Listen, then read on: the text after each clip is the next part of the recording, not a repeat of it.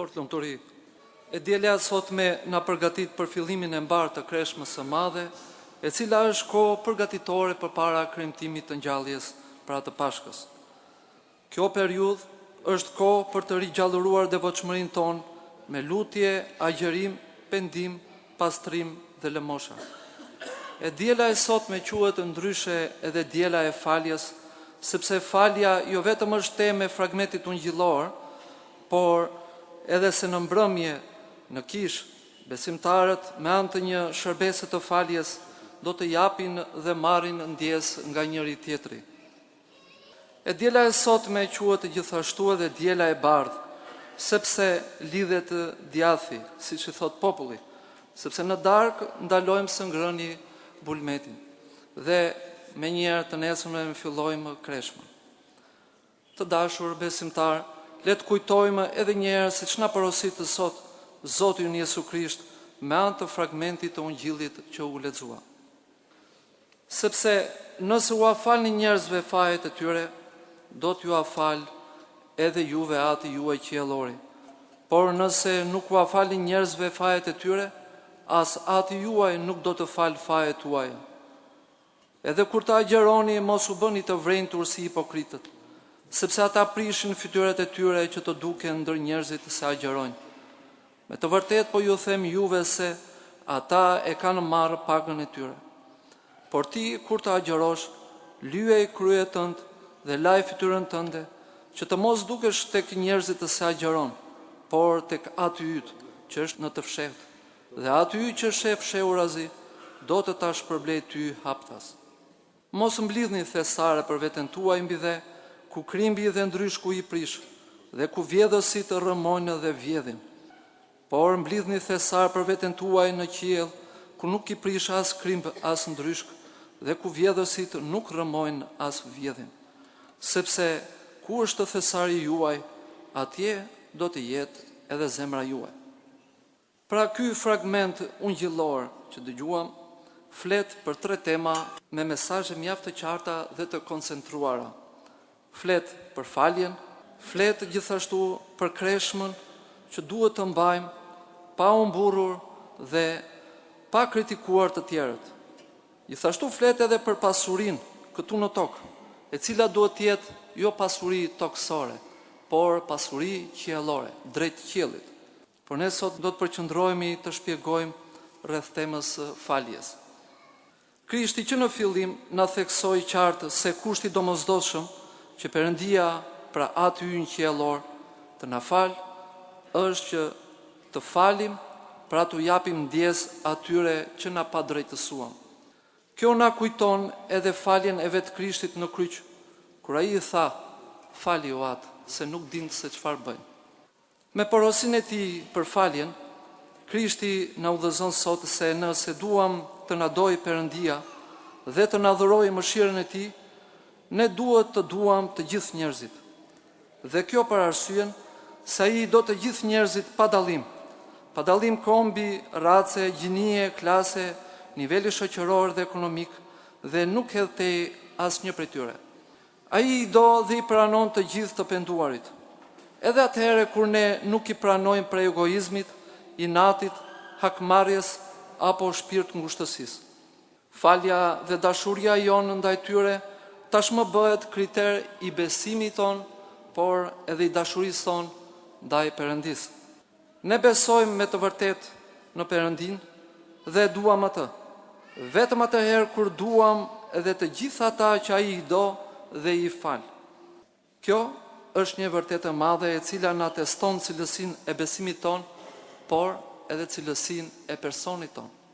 Një pikë tjetër rreth faljes, do të përmendim se është një problem mjaft i vështirë dhe gjithmonë e hasim kur ne përpiqemi të shikojmë deri në çfarë shkalle ne ndërgjegjësohemi për fajet tona.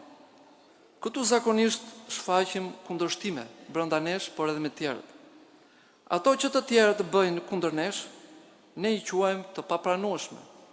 Kurse gabimet tona nuk duam t'i shohim ose t'i dallojmë, ose nuk duam t'i vëmë re dhe nuk duam që t'i theksojmë dhe të përpiqemi të meditojmë për to pse i kryem. Mirë po Zoti është i qartë me ne. nuk mund të kërkojmë falje nga Perëndia nëse nuk jemi të pajtuar dhe nuk jemi paqësor. Por edhe kjo na duket e vështirë dhe e çuditshme, sepse ne krijojmë shpesh herë në mendjen tonë një Perëndi ndërshkues, një Perëndi hakmarrës ndaj atyre që ne na bën keq. Pra kjo është gabim. Sepse ne krijuam një Perëndi imagjinar, një Perëndi vetëm për veten tonë, një Perëndi për egoizmin tonë, por që në të vërtetë nuk ekziston. Dhe nuk është ai që ne duhet të besojmë. Pra nuk është ai që krijoi të dukurat dhe të padukurat që ne themi në simbolin e besimit. Pra nuk është ai që ne i kërkojmë dashuri, mëshirë dhe falje. Me pak fjalë, pra me këtë krijim ne mashtruam veten tonë. Prandaj nevojitet të dashur besimtar që të jemi vazhdimisht të kthjellët, të ndërgjegjshëm dhe të sinqert me veten tonë, dhe të lidhemi me Perëndin e vërtet, që është i dashur dhe përdallimtar, sepse vetëm ai do të na falë ne, atëherë kur ne nuk e u treguam të dashur, të ndjeshëm dhe përdallyes ndaj vëllezërve dhe motrave tona me Krishtin, por edhe të gjithë njerëzve të tjerë që ne na rrethojnë dhe jetojmë. Kështu të tjerët, pra të afërmit, pra ata që ne na rrethojnë, këta ndikohen dhe ndikojnë në mënyrë definitive dhe në mënyrë të përcaktuar në marrëdhënien tonë me Perëndin.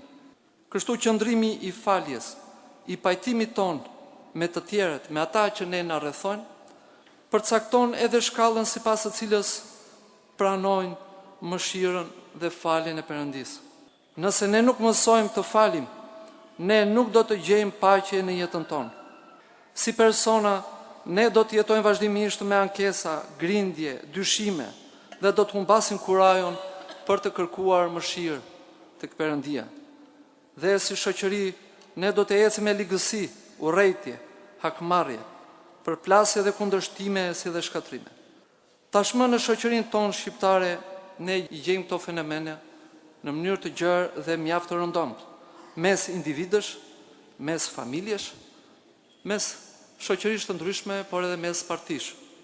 Prandaj, nëse se do të ekzistojë dhe do të fuqizohet mirëkuptimi dhe zemërgjërësia, atëherë këto fenomene do të menjanohen, sepse ndryshojmë ne, dhe kështu edhe ata që janë për qark nesh do të ndryshojnë. Dhe si rrjedhoj, do të ndryshojë edhe shoqëria. Si përfundim, falja është dhuratë e Perëndisë dhe jep hir, jep shenjtërim, jep edhe fuqi. Dhe rregullon marrëdhënien tonë me Perëndin, por rregullon marrëdhënien tonë gjithashtu edhe me njerëzit. Doja të përmendja një shembull mjaft të njohur rreth 2 të krishterëve në shekullin e 3 që jetuan në Antioki të Sirisë së sotme, ku një prift me emrin Saprikjo dhe një besimtar Nikifor ishin pra në një enori dhe prifti ishte mjaft energjik dhe mjaft dinamik në punën e tij baritore dhe me të vërtetë dalloje për një punë pimantike dhe një dashuri të madhe. Dhe një besimtar Nikifori, i cili një moment kishte bërë faj dhe kishte padrejtësuar këtë prift. Mirë po, kjo marrëdhënie ishte dobësuar, mund të themi, pra midis priftit dhe besimtarit, dhe prifti kishte kryer edhe një mëri dhe mbante një largësi ndaj këtij besimtari. Një moment edhe besimtari vazhdonte në fajsinë e tij, por një moment ai u kthjellua dhe filloi që të kërkonte mëshirë nga Perëndia dhe përpiqej që të kërkonte falje nga prifti. Mirë, por në këtë kohë fillon edhe një persekutim aq i egër dhe kuptohet në një persekutim të tillë kryebariu ishte ai që pikasej dhe do të arrestoi i pari dhe do të vije përpara provave. Kështu priftin Saprikjo e kapin, pra e arrestojnë dhe e vendosin përpara një sfide të tillë që duhet mohoj besimin e tij. Prifti nuk e mohon besimin, vazhdon këmbgul, por kishte mbetur prapa në një gjë, që ai akoma nuk kishte falur një besimtar të tij, pra Nikiforin, i cili kërkonte vazhdimisht ta takonte dhe të merrte falje nga prifti. Dhe ky besimtar, kur merr vesh se prifti ishte arrestuar dhe po shkonte drejt martirizimit, shkon dhe del përpara kohortës dhe i afrohet dhe i kërkon falje në mënyrë të pandërprerë. Por prifti vazhdon me këmbgulin e tij, ishte transformuar dhe nga dalë në një mëri. Dhe në këtë moment që ishte mjaft deciziv, prifti vendos që mos t'i japi faljen. E dhimbshme, por nuk i dha falje. Ndërkohë besimtari kërkonte me ngulm këtë falje, sepse prifti po shkonte drejt martirizimit. Dhe një moment, pra është ajo që thamë që falja është dhuratë e Perëndis, është dhe hir që shenjtëron. Mirë po, ky prift nuk e dha këtë falje dhe përpara se të shkojë që të martirizohej, dhe një moment vjen, mund të themi, si në vete dhe pyet, pse po më martirizoni, pse donin të më vrisni? Dhe ata xhelatët i thanë, sepse ti nuk pohon perëndit pagane dhe nuk mohon perëndin tënd, pra Krishtin. Dhe ai më njëherë ktheu dhe tha, unë mohoj Krishtin dhe pohoj për perëndit pagane dhe do të sjellte mjan te këto perëndi pagane. Shikojmë pra se si më njëherë ajo gjë që kishte mbetur e pashlyer në momentin e fundit dhe deciziv kthehet në një dënim, kthehet në një mohim të besimit. Dhe besimtari Nikifor, kur shikon këtë mohim, i bie përsëri në gjunjë dhe i thotë që mos moho. Por ai kishte marrë vendim tashmë. Atëherë ky besimtar vjen dhe pohon dhe thotë që unë jam i krishter. Unë e pohoj Krishtin dhe mohoj që këto perëndi që ju adhuroni janë perëndi të gënjeshtërta. Kështu që e marrin atë dhe e martirizojnë.